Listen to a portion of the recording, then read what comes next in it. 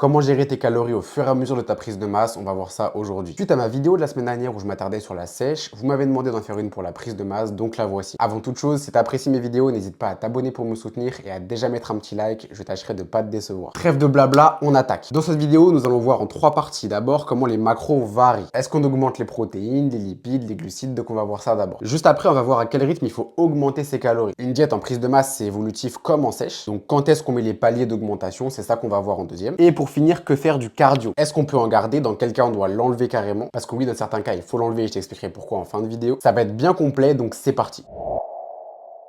Comme je te l'avais expliqué dans la vidéo sur le calcul des calories que je t'invite encore une fois à aller voir si tu ne l'as pas vu puisque celle-ci en découle, donc tu comprendras mieux tout ce que je vais dire aujourd'hui si tu as vu cette vidéo-là. Tes protéines et lipides ne bougent pas ou presque pas, j'y reviendrai quand tu es en prise de masse. Je ne reviens pas sur les raisons de ça puisqu'elles font l'objet d'une vidéo précédente. Mais du coup, ce sont principalement les glucides que tu vas faire augmenter au fur et à mesure de ta prise de masse. Même si encore une fois, d'ici 3 minutes, j'y reviendrai, tu peux jouer aussi sur tes lipides, dans certains cas, je te l'expliquerai. Pour t'expliquer tout ça, je vais prendre comme la semaine dernière pour la vidéo sur la sèche, un total calorique de 2000 calories en maintien. Encore une fois, c'est un exemple. Toi, ton maintien, il est sûrement pas à 2000, il est peut-être à 2005, 3000, 1008, j'en sais rien. Donc si tu connais pas ton maintien, tu vas voir cette vidéo-là, parce que pour cette vidéo-là, je pars du principe que tu le connais. Comme dit auparavant, pour prendre du muscle et du poids, il faut être en surplus calorique. Même si oui, on peut prendre du muscle dans certains cas en déficit calorique, mais le surplus favorise quand même beaucoup la prise de masse par rapport au déficit. Donc surplus, ça veut juste dire qu'il faut que tu manges plus que 2000 calories, puisque ça, c'est ce que tu vas dépenser. Et je te conseille, quel que soit ton maintien à toi, parce que ça, 2000, c'est un exemple, hein, de mettre 5% de surplus calorique pour commencer ta prise de masse. Donc ici, on fait 2000 plus 5% de 2000, ce qui nous donne 2100 calories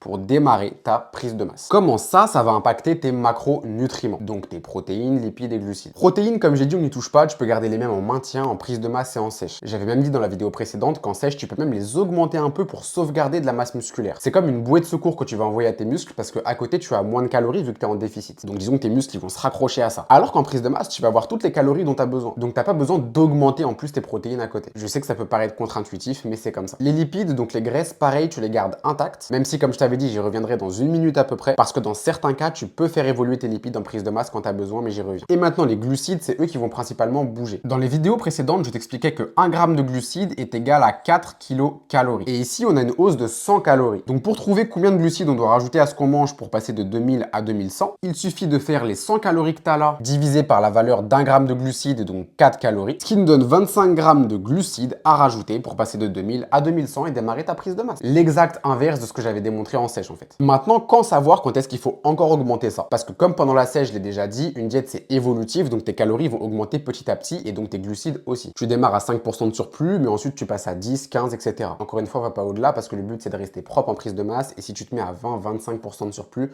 tu vas stocker beaucoup de gras, ce qui n'est pas l'intérêt. Parce qu'après, tu auras plein de gras à reperdre et tu t'en sortiras plus. Mais du coup, si je te donne un second exemple en passant par exemple à 10% de surplus, je vais te montrer ça. Maintenant, on a 2000 plus 10%, ce qui nous donne 2200 calories pour un deuxième palier. Encore une fois, je suis passé de 5 à 10, mais tu vas plus progressivement que ça. 6, 7, 8, etc. Donc là, il y a une hausse de 200 calories. Même principe pour trouver combien ça fait en grammes de glucides. On divise 200 par la valeur d'un gramme de glucides, donc 4 kilocalories. Donc 200 divisé par 4, ce qui nous donne 50 grammes de glucides. On a encore rajouté 25 grammes de glucides en plus pour passer de 2100 à 2200, quoi. Maintenant, pause, si tu as suivi, il y a un moment où j'ai dit que j'allais parler des lipides, parce que parfois, tu peux les augmenter en prise de masse. Dans quel cas, du coup? On est d'accord que manger des glucides, en général, si tu choisis les bons, ça cale pas mal, c'est volumineux. Et donc, pour certaines personnes, c'est dur à manger en grosse quantité. Moi, j'ai pas ce problème-là, je suis un dalleux. Et donc, si tu as besoin d'augmenter tes calories, mais que tu n'arrives pas à augmenter tes glucides parce que ça passe plus, bah, faut bien trouver un moyen de les augmenter, tes calories. Et donc là, tu peux te tourner vers les lipides. Et pourquoi les lipides? Je vais te le montrer ici, c'est plus simple. Il y a deux raisons à ça. La première, c'est que 1 gramme de lipides, c'est égal à 9 kilocalories. Et si tu suis, c'est plus calorique, du coup, que les glucides. C'est pour ça qu'on dit quand même de faire attention avec les graisses, bien sûr. Et la deuxième chose, c'est que tu as des aliments qui sont riches en lipides, qui sont faciles à manger. Typiquement, je te prends de l'huile d'olive. Tu mets une cuillère à soupe d'huile d'olive dans ton plat, ça te fait à peu près 90 calories. On est d'accord que niveau appétit, ça passera beaucoup plus facilement dans ton ventre que quelque chose de solide comme les glucides et de volumineux. Donc non seulement ce sera moins volumineux, et en plus ce sera plus calorique parce qu'encore une fois, tu es à 9 kilocalories pour 1 gramme de lipides, alors que là, tu es à 4 kilocalories pour 1 gramme de glucides. Maintenant, je nuance, c'est à limiter tout ça. Tant que tu arrives à manger tes glucides, mange tes glucides, et quand tu vois que tu commences à être ric-rac, là, passe par les lipides, pourquoi pas pour augmenter. En restant toujours dans la limite de ce que je t'ai indiqué comme autorisation de surplus calorique de 15% max. Sinon, stockage de gras. Partie 2 maintenant, quand est-ce qu'il faut passer d'un palier à l'autre parce que je l'ai évoqué un peu mais je suis pas allé en profondeur là-dedans. Alors comme en sèche, il n'y a pas d'exactitude, ça va dépendre de l'évolution de chaque personne, donc de ton évolution dans ta prise de masse. Plus tu prends vite du gras, moins tu vas augmenter vite tes calories. Plus tu galères à prendre, plus tu peux te permettre d'augmenter un peu plus vite que prévu. Mais il y a 3 critères à prendre en compte pour savoir quand augmenter tes calories. Le physique, le poids et les performances. Quand tu vois que ton physique il bouge plus trop, que ton poids il bouge plus trop non plus, tu peux te dire vas-y je vais augmenter mes calories. Mais pense aussi à prendre en compte tes performances. Pourquoi? Parce que le poids, ok peut-être qu'il va pas trop bouger, mais le physique il peut bouger et toi tu ne le verras pas parce qu'on a du mal à se juger soi-même. D'ailleurs prenez des photos pour votre évolution, c'est super important. Mais du coup les performances c'est un super indicateur complémentaire parce que perf qui monte égale généralement croissance musculaire. Donc si le physique bouge plus, que le poids bouge plus et qu'en plus tu sens que tes perfs il y a un gros palier de stagnation dans tous tes exercices et tes séances, là tu peux être quasi sûr qu'il faut que tu augmentes tes calories. Ouais. Mais je le répète, soyez patient, c'est pas parce que ces paramètres-là ils vont stagner pendant 5 jours qu'il faut augmenter vos calories. Vous devez pas augmenter plus vite que toutes les 2-3 semaines à peu près. Mais encore une fois, le timing exact, ça va être à toi de le déterminer selon ta propre évolution. On est bon pour cette partie-là et maintenant on va voir ce qu'il faut faire du cardio. En sèche, la semaine dernière, je t'expliquais exactement quand est-ce qu'il faut mettre du cardio et à quel timing dans ta sèche. Je conseillais en fait de pas en faire dès le départ. En prise de masse, c'est différent, tu peux en faire tant que tu veux, à chaque séance même si t'aimes ça. Je te déconseille par contre d'en faire dans un seul cas que je te démontre tout de suite. C'est si tu galères déjà à prendre du poids. Soit parce que tu as un métabolisme super rapide, soit parce que tu as un travail qui fait que tu te dépenses énormément. Je sais pas si tu travailles à l'usine par exemple. Soit si vraiment tu as un appétit de moineau et que tu n'arrives pas à manger beaucoup. Et si tu réunis tout ça ou l'un de ces points-là, on est d'accord que faire du cardio en plus, tu vas te tirer une balle dans le pied tout seul ou toute seule. Parce que pour être en surplus calorique et favoriser ta prise de masse, je le répète, il faut avoir plus d'apport que de dépenses. Donc apport ce que tu manges. Sauf que si toi tu galères parce que tu as déjà moins d'apport que de dépenses, pour toutes les raisons que je vais dénoncer ici ou l'une de ces raisons-là, et qu'en plus tu viens rajouter dans tes dépenses du cardio, ben t'arriveras jamais à combler le gap et du coup t'arriveras jamais à manger assez pour être en surplus. Disons que le cardio il vient achever tous tes espoirs de faire ta prise de masse. Par contre, si tu as bon appétit et que pour toi être en surplus calorique ça te paraît totalement faisable et simple, à ce moment-là tu peux carrément faire du cardio et au contraire il peut même t'aider, je vais t'expliquer pourquoi. La première raison qui peut expliquer que faire du cardio en prise de masse ça peut t'aider si tu es quelqu'un qui mange déjà bien et que tu as des facilités à être en surplus calorique, c'est que si tu es gourmand ou gourmande, il va te permettre le cardio de rajouter de la dépense. Et si tu rajoutes de la dépense, bah tu peux aussi te permettre d'avoir un peu plus d'apport. Donc concrètement de manger un peu plus et donc de te faire plus plaisir. Si on reprend l'exemple du début avec nos 2000 calories et qu'au lieu des 10% de surplus qu'on devait rajouter, on rajoute 12%. On va être à 2240 calories au lieu des 2200 qu'on avait avec les 10% de surplus. Ok. Mais si à côté des 2000, le cardio te permet d'avoir plus de dépenses. Par exemple, les 2% en plus d'écart qu'il y a entre les 10 et les 12 ici. Ici, on rajoute plus 2% à 2000 avec le cardio et ça fait qu'on se retrouve à 2040 calories. Et donc, qu'est-ce qu'a permis le cardio ici? Vous voyez bien qu'entre 2240 et 2040, il y a 200 calories d'écart. Et qu'entre 2200 et 2000, il y a 200 calories d'écart aussi. Donc, le cardio, il a permis de manger plus, puisqu'on a eu plus de dépenses et que l'écart, en fait, et donc le pourcentage de surplus reste le même. On reste sur un surplus de 10%. Bon, il y a une petite valeur d'écart. En théorie, si on fait 2040 plus 10%, ça nous fait 2244 calories. Mais vous voyez ce que je veux dire quand même, le cardio permet quand même de manger plus. Le deuxième point, et je vais finir là-dessus, c'est que le cardio peut même t'aider à prendre du muscle. Je l'aborde ici très brièvement, mais j'en ferai une vidéo complète parce que c'est super intéressant. Je la fais courte, hein, et désolé pour mes talents de dessinateur, mais le cardio va renforcer ton cœur. Un cœur performant éjecte plus de sang et plus vite dans ton corps et donc vers tes muscles. Ce sang, il contient de l'oxygène et des nutriments. Et tes muscles, pour être performants dans tes séances, ils utilisent de l'oxygène et des nutriments.